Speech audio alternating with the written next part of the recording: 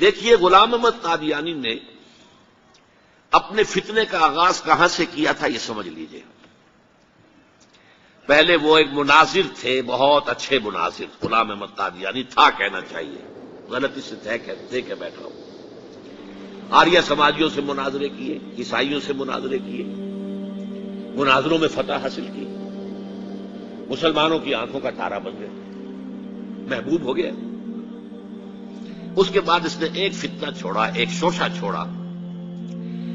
نبوت اور وحی تو رحمت ہے، رحمت کیسے بند ہو سکتی ہے؟ وحی تو انسانوں کی ہدایت کے لیے ہے، انسان ختم نہیں ہوئے وحی کیسے ختم ہو جائے گی؟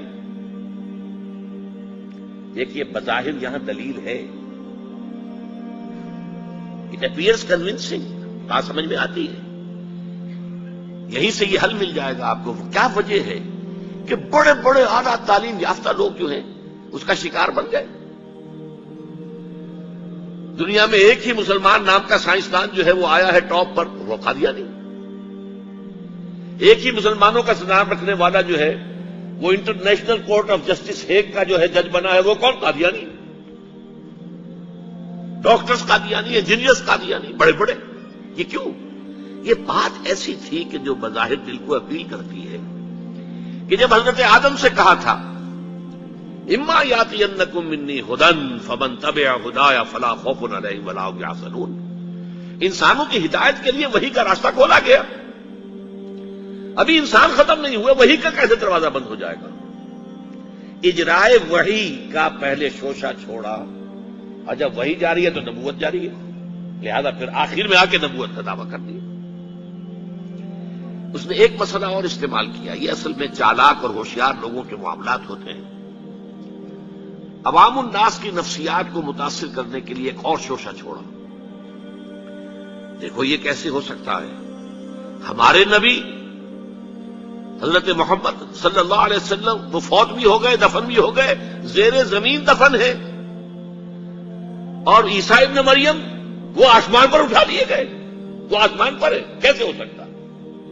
اب عام مسلمان کے لیے اس میں بھی ایک اپیل ہے کہ اس میں تو گویا کہ ثابت ہوا کہ حضرت عیسیٰ ابن مریم جو ہے وہ افضل ہو گئے محمد سے صلی اللہ علیہ وسلم۔ یہ ہیں وہ چیزیں کہ جن سے حالانکہ افضلیت کا اس سے کوئی تعلق نہیں۔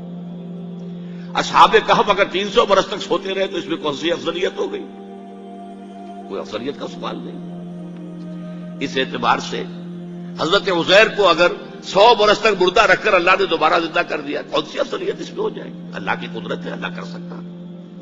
لیکن عام آدمی کو اپیل کرنے والی باتیں ہیں، لہذا اس نے شوشہ چھوڑا کہ نہیں یہ غلط ہے، یہ مولویوں کے ڈھکوسلے ہیں، یہ قرآن مجید میں صراحت کے ساتھ نہیں ہے، یہ حدیثوں کے اندر ہے، حدیثوں کے بارے میں جو ہے وہ ہم اطمینان نہیں کر سکتے کہ حضرت مسیح جو ہے وہ سولی نہیں چڑھائے گئے، وہ سولی چڑھائے گئے، وہ فوت نہیں ہوئے، البتہ زخمی ہو کر وہاں سے اتار لیے گئے تھے، پھر ان کا علاج معالجہ ہو گیا، پھر وہ علاقہ چھوڑ کر کشمیر میں آ گئے، یہاں آ کر ان کا انتقال ہو گیا، یہاں دفن ہوئے، یہاں کشمیر میں ان کی قبر بھی موجود ہے۔ یہ دو ایشو ہیں جو اس شخص نے اٹھائے، اور اس سے عوام الناس جو ہیں جن کے اندر کے علم کی پختگی نہیں ہوتی، یا جذباتی طور پر آپ انہیں متاثر کر سکتے ہیں، یا جیسا کہ میں نے پہلی بات کہی تھی اس میں تو یقیناً ایک وزن کی بات نظر آتی ہے کہ یہ رحمت ہے، وہی رحمت ہے، نبوت رحمت ہے، اللہ کی رحمت بند ہو جائے گی کیسے؟ اب اس کا جواب ہے یہاں۔ میں نے اس قادیانی سے کہا کہ مجھے یہ بتاؤ کہ کیا تم یہ مانتے ہو کہ اللہ کی ہدایت قرآن میں کامل ہو گئی؟ میں نے کہا ہاں ہم مانتے ہیں، ہدایت کامل ہو گئی۔ میں نے کہا کیا تم یہ مانتے ہو کہ قرآن محفوظ ہے، اس میں تحریف نہیں ہوئی؟ کہ ہاں مانتے ہیں قرآن محفوظ ہے، اس میں تحریف نہیں ہوئی۔ پھر میں نے کہا مجھے منطقی وجہ بتاؤ، پھر اس وحی کی کھڑکی کو کھلے رکھنے کا فائدہ کیا ہے؟ وہاں سے جو آنا تھا جو مکمل ہو گیا قرآن۔ ہاں قرآن میں اگر تحریف ہو جاتی، اس کی حفاظت کا ذمہ نہ لیا گیا ہوتا تو کسی نبی کی ضرورت تھی کہ جو آ کے اس کی تصحیح کرتا کہ یہ بات یوں نہیں یوں تھی، یہ غلطی کر دی گئی ہے، ورنہ حقیقت یوں تھی۔ منطقی اعتبار سے ایک حاجت، ایک جواز پیدا ہوتا ہے اس وحی کے جاری رہنے کا اور نبوت کے جاری رہنے کا، بشرطے کہ ان دو باتوں میں سے کسی ایک کو مانو. یا تو یہ کہو کہ ہدایت قرآن میں مکمل نہیں ہوئی، اور یا کہو ہو تو گئی تھی لیکن قرآن جو ہے گم ہو گیا، قرآن کے اندر تحریف ہو گئی، وہ اصل قرآن نہیں ہے.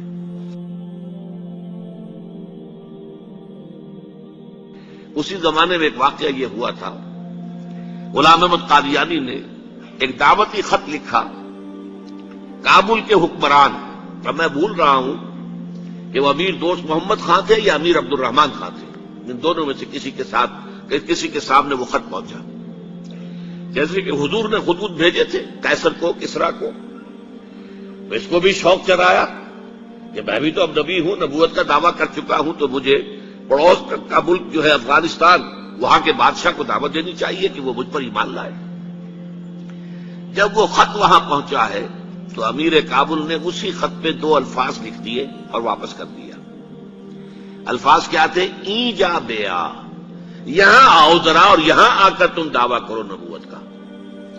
یہ تم انگریز کی چھتری تلے بیٹھے ہوئے دعوے کر رہے ہو، انگریز کے سائے تلے جو ہے، اور انگریز جو ہے تمہیں سپورٹ کر رہا ہے. تم نے جہاد کو جو ہے ختم کر دیا، دین کے لیے حرام ہے اب دوستوں قتال، حرمت قتال.